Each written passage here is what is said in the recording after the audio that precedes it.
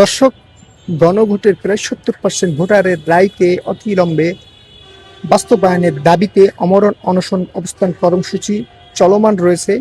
দর্শক, এই মুহূর্তে আপনাদেরকে দেখানোর চেষ্টা করছি শহীদ হাদি চত্বর জাতীয় জাদুঘরের সামনে থেকে আপনাদেরকে দেখানোর চেষ্টা করছি। আপনারা যেমনটি এখানে দেখছেন, এই অমরণ অনশন কর্মসূচি কিন্তু 20 ঘন্টা অলরেডি অতিবাহিত হয়ে গেছে। এখন পর্যন্ত কিন্তু সরকারের মহল থেকে কেউই আসেন না এবং তাদের সাথে কথা বলেন না, এমনটি আমরা কিন্তু জানতে পেরেছি।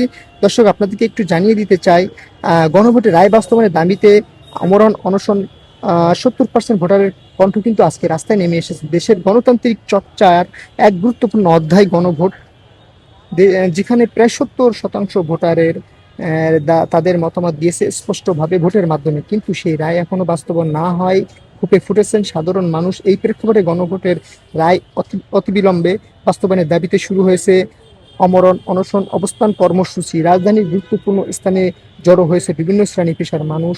তাদের একটাই দাবি, জনগণের রায় মানতে হবে, বাস্তবায়ন করতে হবে। আমরা ভোট দিয়েছি, আমাদের মতামত দিয়েছি, এখন যদি সেটা বাস্তবায়ন না হয় তাহলে এই গণভোটের মূল্য কি, এমনটি আমরা কথা বলে তাদের থেকে জানতে পেরেছি।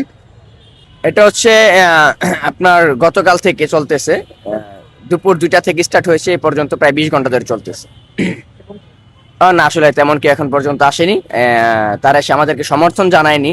এর পাশাপাশি হচ্ছে সরকার থেকে কোনো বিবৃতি আসেনি যে আসলে তারা আমাদের এই বিষয়গুলো নিয়ে ভেবে দেখতেছে বা তারা এই বিষয়গুলো নিয়ে কার্যক্রম করবে। এটা হচ্ছে আমাদের সংগঠন থেকে আমরা ভেবে দেখবো যে পরবর্তী সময় কেউ দেখেন, আমরা হচ্ছে জুলাই গণঅভ্যুত্থানে দেশ এবং রাষ্ট্র এবং হচ্ছে সংবিধান সংস্কারের জন্য আমাদের ভাইয়েরা জীবন দিয়েছে, কেউ চোখ দিয়েছে, কেউ হাত দিয়েছে, কেউ পা দিয়েছে, আমি নিজেও হাত দিয়েছি। সুতরাং আমরা যেই পরিবর্তনের জন্য আমাদের নিজেদেরকে বিলিয়ে দিয়েছি, যদি আমরা সেই পরিবর্তন না পাই, তাহলে আমার মনে হয় যে পরবর্তী কার্যক্রম আমরা যেটা বাস্তবায়ন করতে চাবো বা করবো, বা হচ্ছে আমরা পরবর্তী কর্মসূচি যেটা দিব, সেটা এমন হতে পারে যে পরবর্তী সময় হচ্ছে আমরা সংসদ ভবনের সামনে আমাদের যত জুলাই পরিবর্তনের জন্য হাত পা হারিয়ে ফেলেছি, তো পরবর্তী সময় আসলে সংসদ ভবনের সামনে যে আমাদের লাশ পড়বে না তার কোনো নিশ্চয়তা নেই। আমরা এরকম আছে পরবর্তী সময় কর্মসূচি সংসদ ভবন পর্যন্ত দিতে পারি।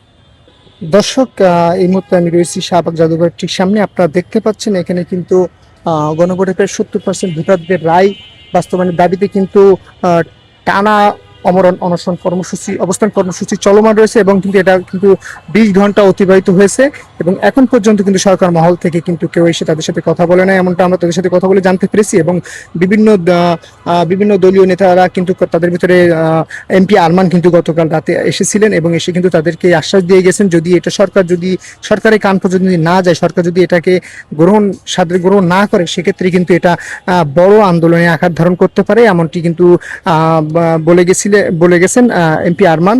এবং দর্শক, এই ছিল শাহবাগ শহীদ হাদি চত্বর জাতীয় জাদুঘরের ঠিক সামনে থেকে পরিস্থিতি।